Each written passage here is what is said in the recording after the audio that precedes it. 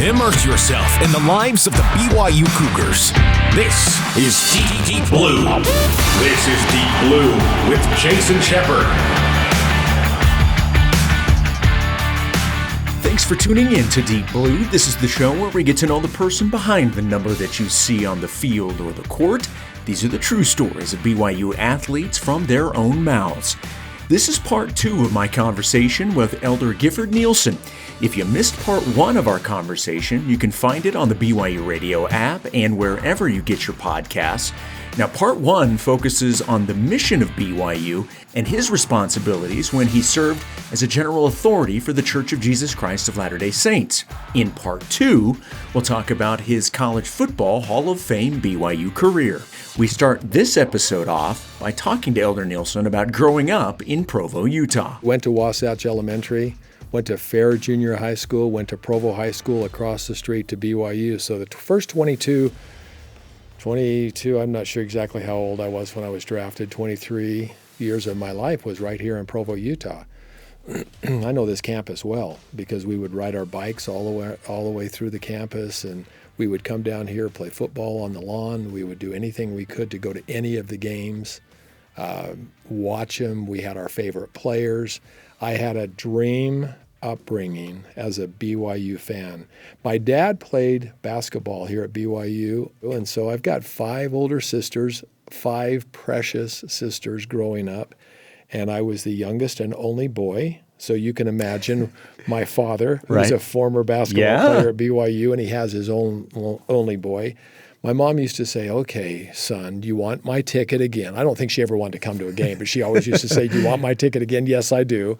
So I never missed games. I got autographs from all the former teams that would come in here, stand outside their locker room and just wait for them and get their autograph and get the BYU autographs. My dad was president of the Downtown Coaches Club, and so, I was involved a lot early on in my life and just had the most amazing upbringing.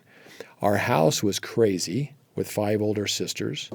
And were they older sisters, or did you have basically six different moms at different times? Absolutely, yes. To answer that question, yeah, everybody wanted to take care of you, right? Yeah, but my sisters, they were just absolutely amazing. But when I wanted a sandwich, they said, "Let me teach you how to make a sandwich." Oh, there you go. If I wanted a shirt iron, let me teach you how to iron a shirt. How to make a bed. Life skills. Yeah, I was taught life skills. And to make ends meet, this is interesting. Our house was called Maniac Mansion because we had so many people coming in and out of that house. My parents, in order to make ends meet, they both worked full time, but they fed 30 to 35 college students breakfast and dinner every day. Every day? Monday through Friday, they would come to our basement.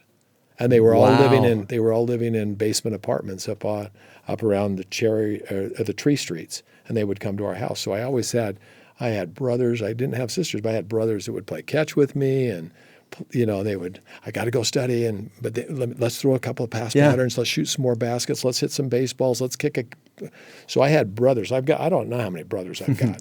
It was interesting when I played in the NFL. I'd be going around to different cities, and behind the bench, I'd hear, "Hey, Giff, hey, Giff." And I'd turn around, "Hey, Jerry, I haven't seen you for about 15 years.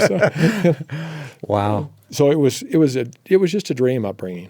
So you've touched on your BYU fandom, and that's been there since you were, as long as you can remember. In terms of your own athletic pursuits, when did that start? When I was born. I was always bigger than everyone, so I had an advantage, and I couldn't get enough of anything you could do with a ball. So if I'm going to throw it, shoot it, hit it, kick it, I wanted to do that. And I was a really gifted athlete. Not the greatest skills in the world, but I had leadership qualities and just wanted to participate. And so we had an unbelievable group of my age group coming through the Provo school district. We started at Wasatch, then we all kind of came together with other schools at Fair Junior High School, then on to Provo High School, and we were just a gifted group, and all we wanted to do was win state championships. That's all we were We were there to win state championships. We almost did it our senior year in football, lost the state championship in the stadium over here in the last 3 minutes of the game. Just crazy the way that happened. And then we went 27-0 in basketball and won the state championship. And that's what we wanted to do. Of course, we wanted to get our education, but we wanted to win championships. So athletics has always been a big part of my life. So why was basketball the first love? Because it sounds like it was basketball. It was basketball. So what about basketball really appealed to you? Well, my father played. Right. And so, if I could follow in my dad's footsteps, I wanted to do that.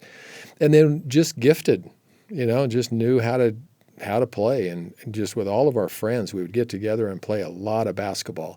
Played flag football coming up until we got to high school.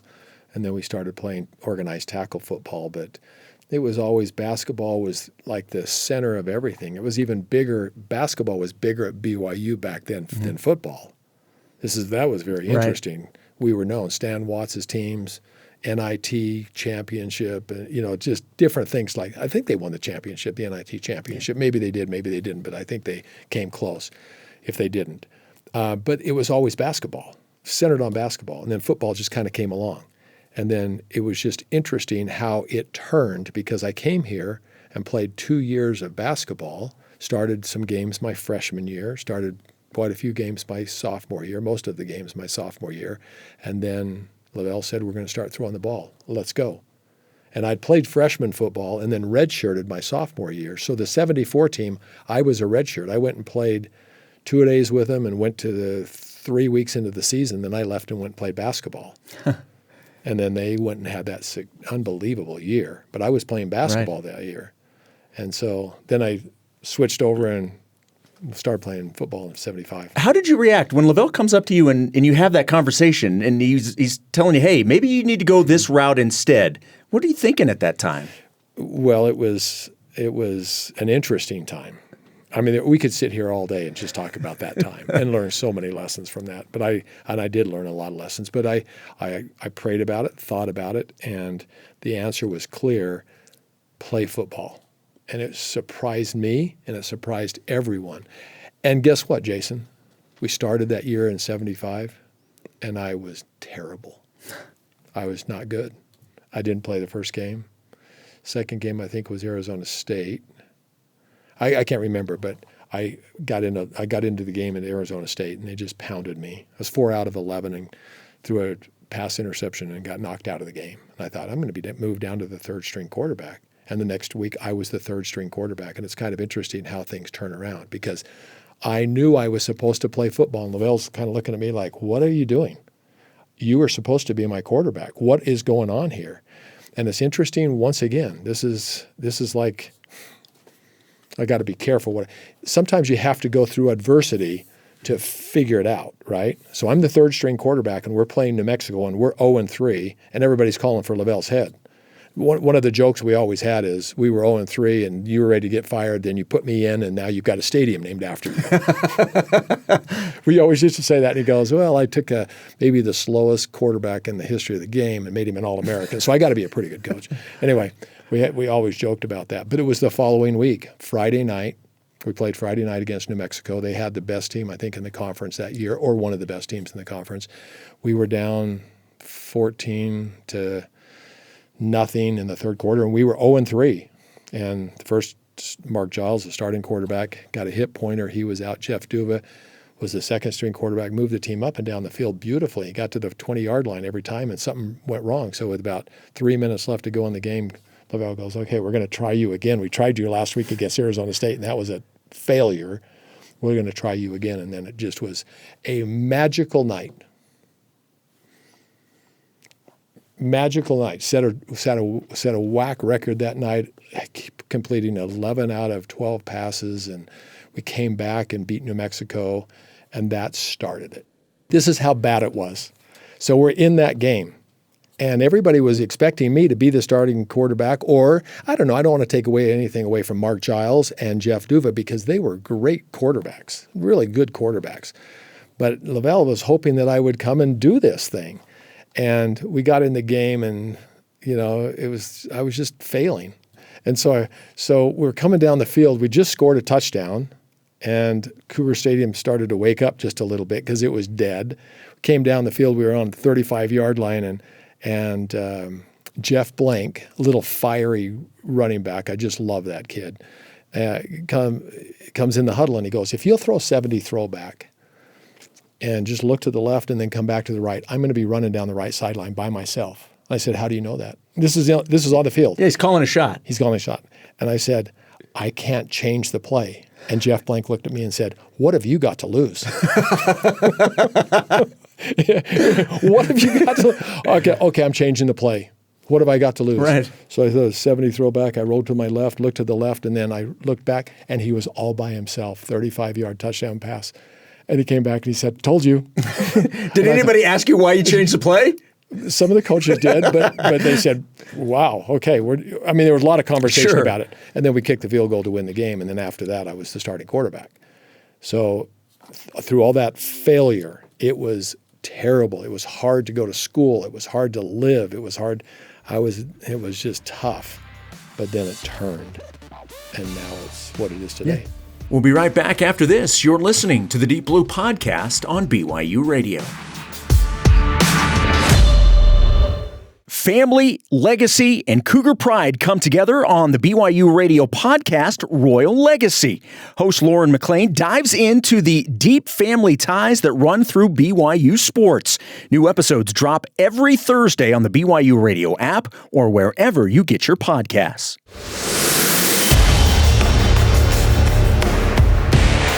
Welcome back to the Deep Blue Podcast here on BYU Radio. My name is Jason Shepard. Our guest today, former BYU quarterback and Emeritus General Authority for the Church of Jesus Christ of Latter-day Saints, Gifford Nielsen. To what you said a minute ago, sometimes you have to go through adversity to figure it out, but then also to realize how good the good times are. Yeah. And you learned that lesson there because, needless to say, you probably were able to enjoy and realize how good things are when they were good. Right. Yeah. So I had great, deep humility and appreciation. Everybody after the game was jumping around because we won our first game of the year, and everybody was, "Oh, yeah, yeah." And I'm thinking, wow, what just happened? 11 for 12, 2 touchdown passes. We came back, and now we're going. What just happened? And my heart was full of gratitude for sticking in there. And my dad just kept saying, "Stay in there. Be the first one on the field, last one off. Just keep working. I don't even know if you're ever going to play again, but just keep working and see if your time comes." And the time came. Right.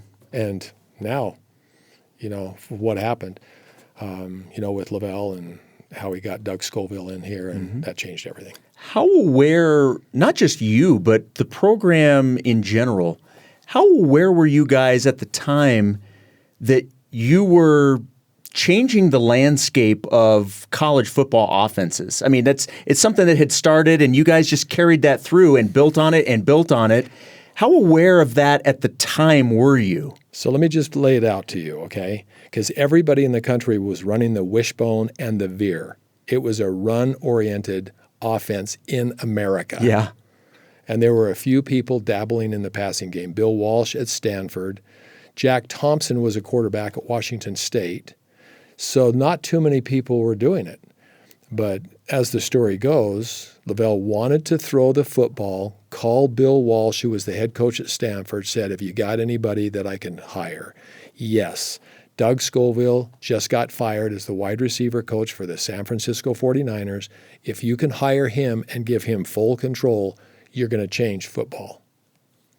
But you can't hire him because BYU doesn't pay anything. And that was LaVell's genius. Somehow LaVell was able to convince Doug Scoville to come and bring the West Coast offense. San Francisco gets credit for it because they won the Super Bowl. Sure. West Coast offense started at BYU in 1976. That's when it started in college football, and everybody was watching it. And we had a tremendous advantage. I'm not saying that we were better than everybody, but we had a tremendous advantage because nobody had seen all of these passing combinations. And they were trying to grapple with it and trying to figure it out. And we had it. Doug just had me schooled and drilled, and had Mark Wilson schooled and drilled, and had Jim McMahon schooled and drilled on this offense. So, people say, "Okay, we lost our quarterback. What are we going to do with Bear?" I said, when I went to practice, the guy backing me up was the number 1 draft choice of the Oakland Raiders. And the guy backing us up was the number 1 draft pick of the Chicago Bears.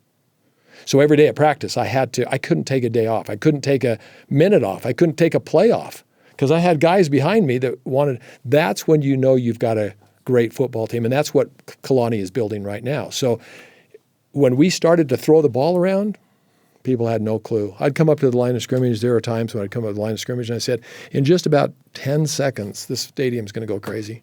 Because this is a touchdown. Yeah. There's no way they can, with that defense, right? There's no way they can stop this play. And that was the genius of Doug Scoville.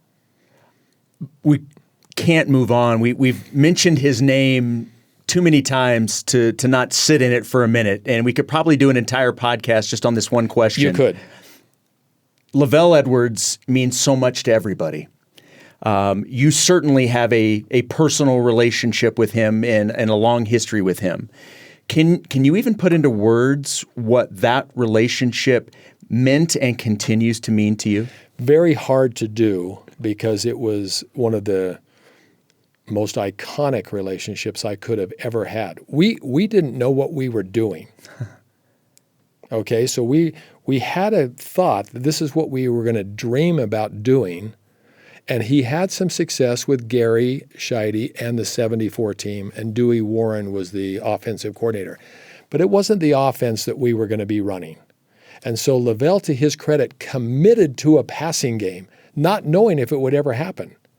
And so that's the genius of LaVell. He committed to something, and he was going to stick with it, and he was going to get the best. There were only a few people that knew about Doug Scoville and his offense. And one of them was Bill Walsh, and he was watching it very carefully. And I didn't know this, but Buddy Ryan, a great coach in the NFL, was a very close friend of Doug. And so Buddy had the 46 defense that they won the Super Bowl with the Bears, and Doug had the offense that nobody knew what to do with. And so to LaVell's genius, as a young coach, he says, I'm going to commit to this after having Pete Van Valkenburg his first year as the leading rusher in the country. But he said, I can't do this. I've got to do something different. That's the genius of LaVell. And then he stayed principled. He stayed right down the line. He said, I'm not deviating from this, and I'm going to keep Doug here. I'm going to give him full control and let him go. And LaVell did that and protected him and watched over him. And Doug left. Went to Cincinnati for 1 year after I left, and then came back and had Mark. And I don't know how they ever got Jim McMahon to redshirt, but had Mark as an All-American quarterback. So it was me as an All-American quarterback, Mark as an All-American quarterback, Jim as an All-American quarterback. Our tight end coach was Norm Chow. Norm sitting back, listening and watching everything about this offense for about 5 years, because eventually he was going to get it, but he was just watching this, and Doug had. He had the offense, and that's the West Coast offense. And Mike Leach was even watching it. That's right. He was in the bushes. He was seriously. Yeah, he was he's talked about it. He's sitting in the bushes watching. The first time I ever met Mike Leach, he goes, "I've seen every play you've ever run, every play you've ever run." And he said, "I just took that offense. I took one of the running backs because I couldn't do exactly what we were doing here. Put him in a slot." Got more speed because I could recruit more speed in Texas, and then I just ran the air raid offense from the BYU offense. And that's, I mean, the stories like that are just, we could sit here and talk about that for days. When did you realize that you had the ability to play at the next level, that the NFL was a reality for you? I think it was probably in my junior year, my All-American year, because I just felt like the way I was schooled by Doug and reading defenses, I said, I could take this to another level. Doug used to always say to me, though, you're not ready yet. You're not ready yet. You're not ready yet. He used to say that all the time. But you're getting close. But you're getting close. Because it was enough to just make you want to keep working for it. He was never going to give me the... Right. He was always going to force me to continue to go. But then he said, you're ready. You can handle this. And then I got hurt. Right. And then how devastating was that? Tough. It was just hard because I was the leading Heisman Trophy candidate. That we were the leading scoring team in the country, I think, at that time, the leading pass offensive team in the country, leading offensive team in the country. I mean, scored more points than anyone in the country. We were number one in every category, and it was just flying. And then to have it gone just like that teaches you an important lesson that you are just only as good as the next place. So don't keep thinking you're really something special. Do not think you're something special. You're just schooled to do this. Just keep doing it. Stay humble and stay focused and keep going. I'm sure you get asked this all the time. Is there a moment on the field or a game specifically that stands out beyond anything else? Yes, 2 of them. Okay. We had to beat Arizona and Arizona State. We had to do that, and they were both very good teams. But we were in the WAC conference, and we went to Arizona, and we were playing down in Tucson, and about 2 or 3 hours before the game, they must have had 10 inches of rain. I don't know. It was just like buckets. The field was perfect, and it accepted the rain. So we did not play in a mud game. We played on a grass field that stayed grass, but it was wet, and the balls were heavy and wet. And everybody talks about the SMU game. This might have been the best one. This might be better than that. But we had to beat Arizona, and we had the ball with about 10 seconds left to go in the game. And this is Doug. This is the brilliance of Doug. We were behind by 4 points, 43 yards from a touchdown, and he said, here's what I want you to do. Called timeout, went over the sideline. Here's what I want you to do. I want you to drop back. I want you to stay in that pocket for a minute. Then I want you to step up. Then I want you to get to the right as fast as you can. I'm going, how do you know this is going to happen? You got guys flying all around you. He said, do that. Drop back, step up, get to the right. And then he said to Mike Chronister, you go down the left side, come across the field and head for that pylon. And then George Harris, you just go out here and then just head down. You look at Chronister and then you throw it back to George. And I did that. And I threw the ball and it kind of slipped out of my hands and kind of sailed up there and landed perfectly in George Harris's hands for a touchdown. And that might have been better than Clay Brown and Jim McMahon, but nobody knows about it. Right? But it was a perfect play, and afterwards I just thought, you are brilliant. How did you know, Doug, that this is – how did you know? And he said, I knew. That's the genius of Doug Scoville. That's the genius of Doug Scoville. And then he came back against Arizona State, and they were a top 10 team. I mean, they're coming here, Frank Cush and all of them, and we had to beat them. And they came in here, and he put together the most brilliant game plan I've ever seen, even in college. I mean, even in pro ball. Mm-hmm. He had regular formation, then he put in the orange formation, and he told me exactly what was going to happen in this orange formation. And at the end of the first quarter, it was 21-20, and we beat him 42-21 or something like that. And those were the 2 pivotal games that this program needed to win in order to keep growing. I didn't have my center, Chuck Carlson. Bless his heart, he was 5'2" and weighed 215 pounds. That was my center. Things are a little different these days. And he was so fun, and we loved Chuck Carlson, but it wasn't some guy 6'5", 310. But Chuck was we were just little battlers. Well, today you have to have an offensive line where they're all 300 pounds, and you have to have a defensive line. We didn't have that back then. We had skilled receivers. I mean, Todd Christensen became one of the great tight ends in NFL history, and he was my fullback. Brian Billick won a Super Bowl, and he was a tight end. And Mike Chronister and George Harris and Vanderwooden and we just had Van Leeuwen. We just had players that Jeff Blank just had players that were going to be okay. But man, they've got talented players now that probably. Well, I can't say they're more talented than us because we were pretty good. Right. We were pretty good. You've mentioned a couple of times that you ended up being drafted by the Houston Oilers, third round. Correct me if I'm wrong. Yeah. Third round to the Oilers. What was your NFL experience like? Classic. It was classic because it was interesting because I was the leading candidate for the Heisman Trophy before I got hurt, and then I'm out. Houston had to take a chance on me, and they drafted Earl Campbell from the University of Texas. And Earl wasn't really playing very well in the first part of the season, but then just came on and just was amazing to win the Heisman Trophy. So Houston got the 2 Heisman the winner and the guy that was third in the voting or the year before. And so to go to Houston with Earl, was amazing. To be with Bum Phillips was amazing. So I didn't play the first couple of years. I was just backing up Dan Pastorini, and Pastorini was at the prime of his career, and we went to the AFC Championship for 2 straight years, playing the Steel Curtain, trying to beat the Steelers in Pittsburgh, which is impossible. But played sparingly, and then had a couple of shoulder problems that kind of kept me back. Played 6 years in Houston, had the most amazing experience with Bum.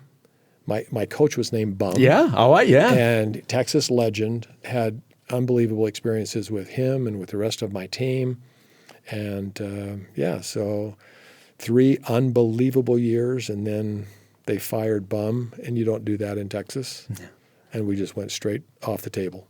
It was the worst thing in the world. 3 of the greatest years we could have ever had, and then 3 of the really hard years, and they started over with Warren Moon. So but my pro career didn't play very much, but had an amazing experience. How did the broadcasting opportunity present itself? And was that something that was ever on your radar prior to? No. So that's amazing. I mean, if you look at my life, never was going to play professional football, never was going to be a broadcaster. But the television station came to me after my 6th year and said, we don't have a sports guy, and we want your name and reputation. And I went, well, what do you do? And they go, this is what you have to do. And I go, and I once again put it to prayer again. It was an interesting experience to put this to prayer. And I came back I was going to Casper, Wyoming to speak at a fathers and sons commemoration devotional. And I just said that weekend, I'm going to put this to prayer, or fasting and prayer, and decide what I'm going to do. Am I going to go tell the NFL I'm done? And what are they going to say? And take this job? I was offered this job as the sports director for the CBS affiliate in Houston, a top 10 market. I didn't even know what that meant. Right. And it came very clear to me that you're supposed to retire. I could have sat there behind Warren and played for a few more years, but I was ready to move on with my life, and took the job at Channel 11 and was there 25 years. And they taught me how to do it. I mean, they have blooper reels of me on TV because they just threw me in there. And then they'd send me to Dallas to school to learn how to be an anchor. Yeah. And then I'd come back and try it a few times, and then they'd send me to Dallas again. I'm thinking, why do you keep doing this for me? And then 25 years later, we became like the number 1 CBS affiliate in the country. I think even stronger than KSL.